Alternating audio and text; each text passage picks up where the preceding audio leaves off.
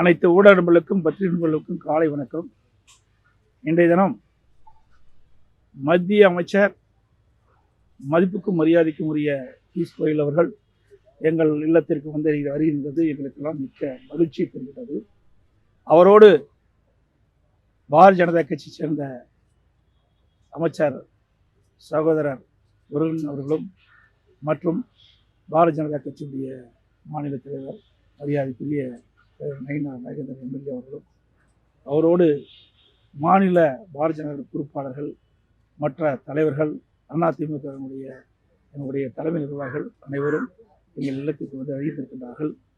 எங்கள் இல்லத்தில் நாளை நடைபெறுகின்ற மாபெரும் பொதுக்கூட்டத்தில் எப்படியெல்லாம் அந்த பொதுக்கூட்டத்தில் மக்கள் கலந்து கொள்கிறார்கள், அதற்கு எப்படியெல்லாம் ஏற்பாடு செய்ய வேண்டும் என்று கலந்து ஆலோசிக்கப்பட்டிருக்கின்றன. நாளை நடைபெறுகின்ற கூட்டம் தமிழகத்தில் மிகப்பெரிய மாற்றத்தை ஏற்படுத்துகின்ற கூட்டமாக இருக்கும்.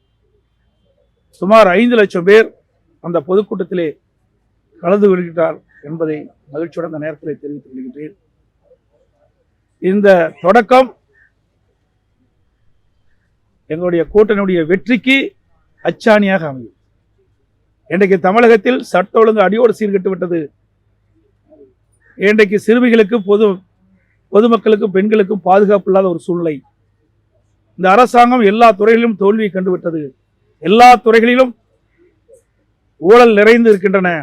சுமார் 4 லட்சம் கோடி பல துறைகளில் ஊழல் நடைபெற்றிருக்கின்றது. மேத ஆளுநரிடத்திலே நாங்கள் அதை வழங்கி இருக்கின்றோம் அந்த அறிக்கையை. அது மட்டுமல்ல, எங்களுடைய கூட்டணி வலிமையான கூட்டணி. மாண்புமிகு பாரத பிரதமர் அவர்கள் இந்திய நாட்டினுடைய பொருளாதாரத்தை உயர்த்துவதற்குமல்ல, மேக் இன் இந்தியா அதை நடைமுறைப்படுத்தி இந்தியா எதிர்காலத்திலே ஒரு வல்லரசு நாடாக உருவாக்குவதற்கு அனைத்து முயற்சியும் எடுத்துக்கொண்டிருக்கின்றார்கள். இன்றைக்கு அனைத்து இந்திய அண்ணா திராவிட முன்னேற்ற கழகம் என்டிஏ கூட்டணி மிகப்பெரிய வெற்றி பெறும். மத்தியிலே பாரத பிரதமர் மோடி அவர்கள் தலைமையிலே ஆட்சி, தமிழகத்திலே அதிமுக ஆட்சி நிலவும். அப்பொழுது தமிழகம் மிகப்பெரிய ஏற்றத்தை பெறும், மிகப்பெரிய வளர்ச்சி பெறும்.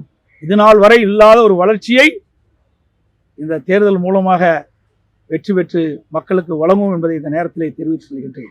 செய்திகளை உடனுக்குடன் தெரிந்து கொள்ள கீழ்கண்ட கேபிள் மற்றும் டிடிஹெச் நெட்வொர்க்குகளில் எம்நாடு செய்தி தொலைக்காட்சியை காணுங்கள். பாதகம் செய்பவரை கண்டால் நாம் பயம் கொள்ளலாகாது பாப்பா. மோதி மிதித்து விடு பாப்பா, அவர் முகத்தில் உமிழ்ந்து விடு பாப்பா. அண்மை செய்திகளை உடனுக்குடன் தெரிந்து கொள்ள இணைந்திருங்கள் எம்நாடு தொலைக்காட்சியுடன்.